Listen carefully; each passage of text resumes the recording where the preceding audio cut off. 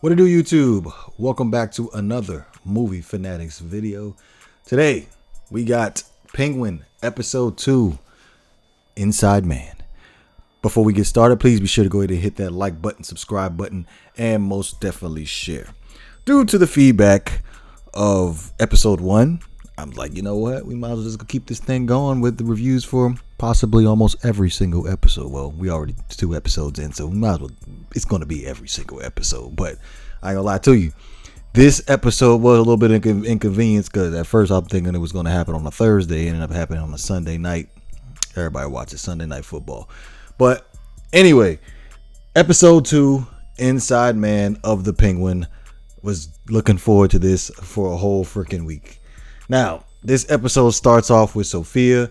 She meets with her shrink, Dr. Julian Rush, that is played by Theo Rossi.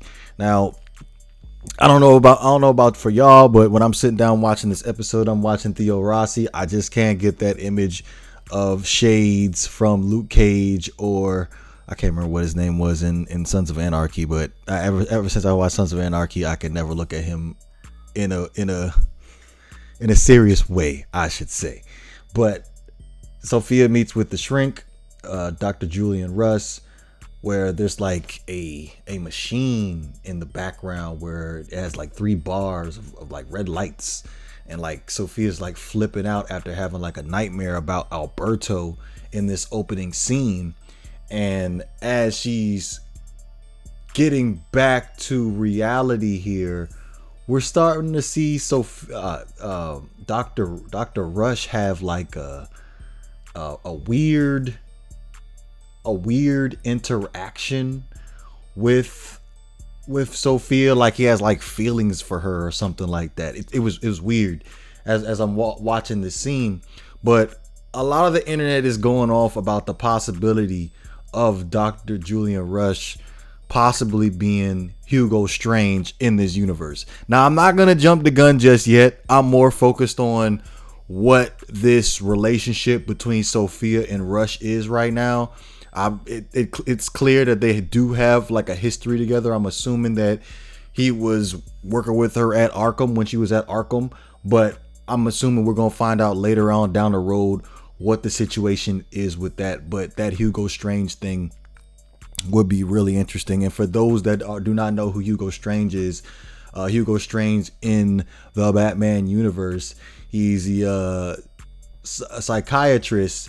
He works with the patients and he tries to figure out like their deepest, darkest secrets. And sometimes it could get a little bit dark and it's a little unorthodox. So something more recent, he figures out that Bruce Wayne is Batman by using some particular machine that's able to tell him that, okay, he's Batman in a nutshell.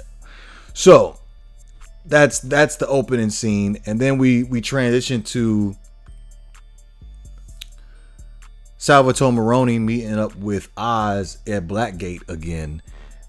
And they're having the discussion about Oz not wanting to take the fall for the Alberto murder, and the Maronis, considering the fact they're already at war with the Falcones, it's basically a trophy to go ahead and take credit for that particular murder.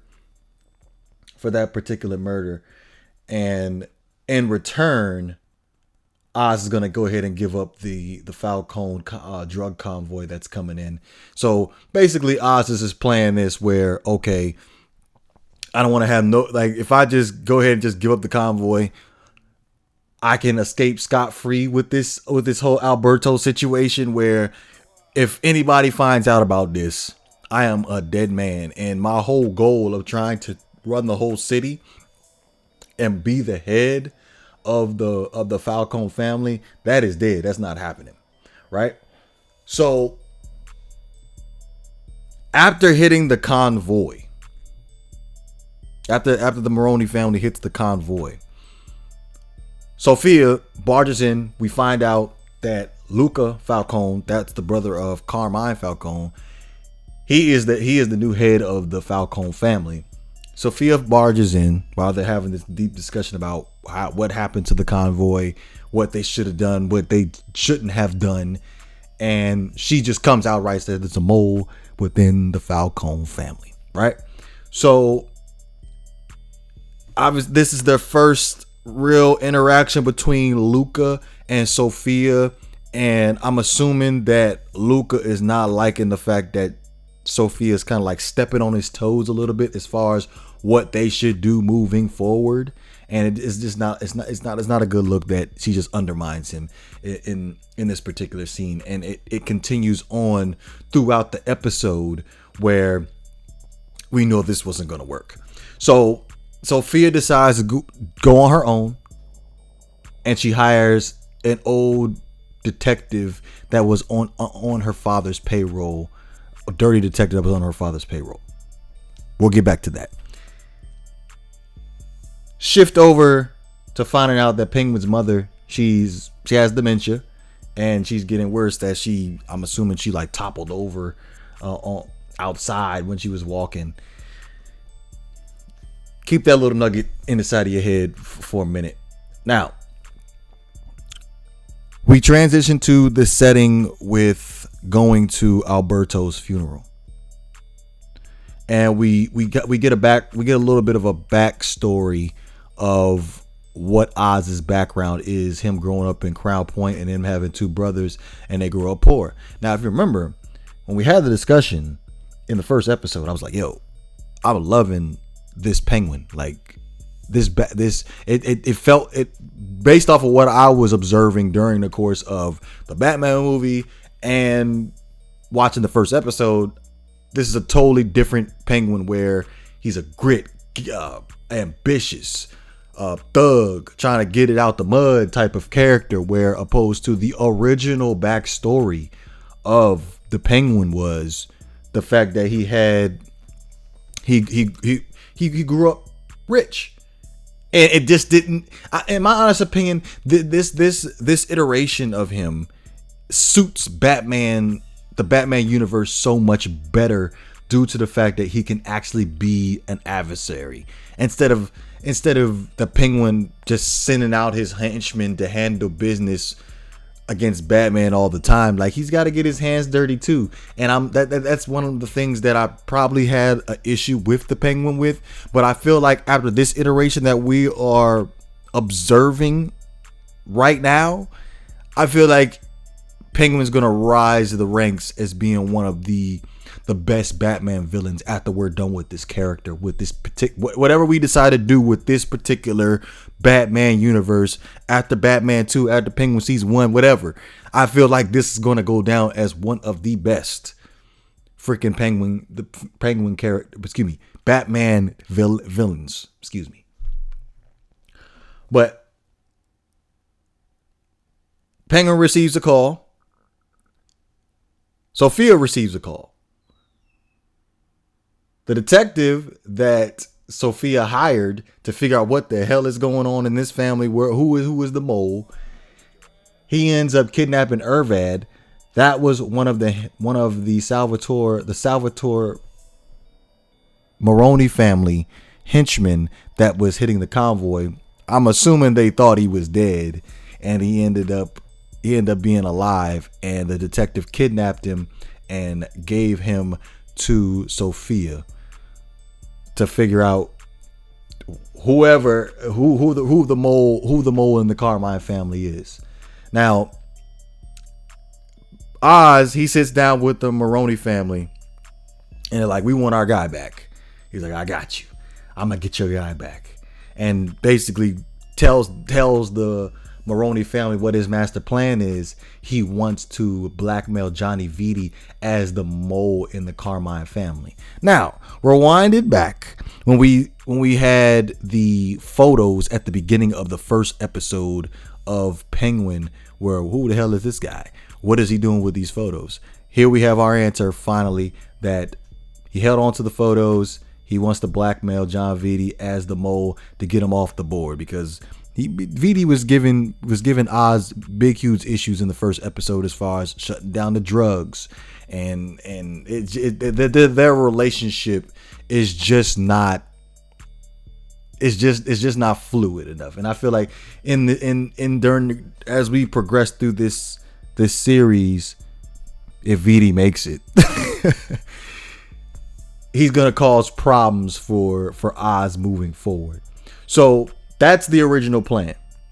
Now, Victor, his role was to plant Jules inside of Vidi's car, and he was unable to do it, which left Oz to improvise and end up having to kill Ervad and try to plant the knife that he stabbed Ervad with on Costello, which is Sophia's head bodyguard, which he was on the drug convoy with Oz when the Maroni family hit it. Which that puts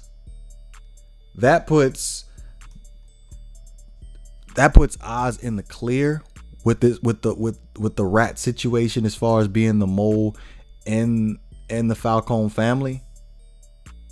So everybody's upset. Sophia's upset with the fact that she feels, I'm assuming here, that she doesn't have a bigger role within the family. Like she felt like she should be the one next in line as far as be able to take the head of the family instead of Luca. And like I said at the beginning of this video, was that there was a rift between them, and you can tell like it was about to erupt. So Luca is like, yo, how about Sophia? Check this out. How about you just go ahead and you go out and you stay away for a while. Sophia's like, nah, and she ain't with that. So she decides to meet with Oz at the end of this episode, and she's like, you know what, we should work together. I want to be the head of the family, and I know you're gonna be able to help me. We know that Sophia can't trust Oz, but how's the saying go? The enemy of my enemy is my friend. So they both have a common goal here. They don't want Luca. She doesn't want Luca. She wants to be in charge. Obviously, Oz, he wants to be in charge, but he ain't gonna tell her that. He just needs to get Luca and Vidi out the way. So, episode 2, Inside Man, phenomenal episode. I'm definitely looking forward to episode 3. My biggest takeaway from this episode, to be honest, again, it's definitely us being able to uncover his backstory.